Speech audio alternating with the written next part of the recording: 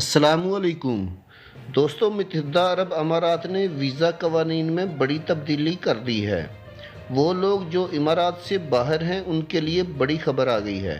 متحدہ عرب امارات کے جو رہائشی ہیں اور اس وقت وہ ملک سے باہر ہیں یا جن کا ویزا 1 مارچ 2020 کے بعد ختم ہو چکا ہے، یا جو لوگ 6 مہینے سے زیادہ ملک سے باہر رہ چکے ہیں اور 6 مہینے کا جو ٹائم ہوتا ہے اس سے تجاوز کر لیا ہے، ایسے تمام افراد کو متحدہ عرب امارات کی فضائی حدود کھلنے کے بعد ایک خاص وقت دیا جائے گا جس میں وہ لوگ واپس آ سکیں گے۔ متحدہ عرب امارات کی کابینہ نے 11 جولائی 2020 تک ریزیڈنسی ویزا، انٹری پرمٹ اور شناختی کارڈ سے متعلق تمام فیصلوں پر عمل درآمد روکنے کی منظوری بھی دے دی ہے۔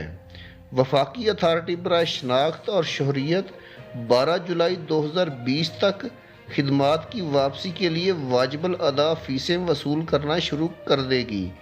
یہ اقدام مختلف شعبوں میں معمول کی واپسی اور کاروباری تسلسل کی حمایت میں کیا گیا ہے تاکہ لوگ معمول کی زندگی کی طرف واپس آ سکیں۔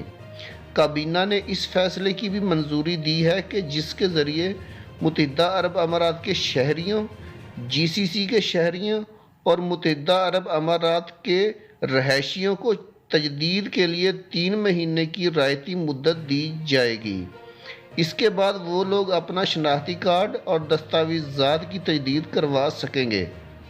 اس کے علاوہ یو اے ای کے شہریوں اور جی سی سی کے شہریوں اور یو اے ای کے رہائشیوں جنہوں نے 6 مہینے سے کم وقت ملک سے باہر گزارا ہے، ان لوگوں کو ملک میں آنے کے بعد تجدید کے لیے ملک میں آمد کی تاریخ سے 1 مہینے کی رعایتی مدت دی جائے گی۔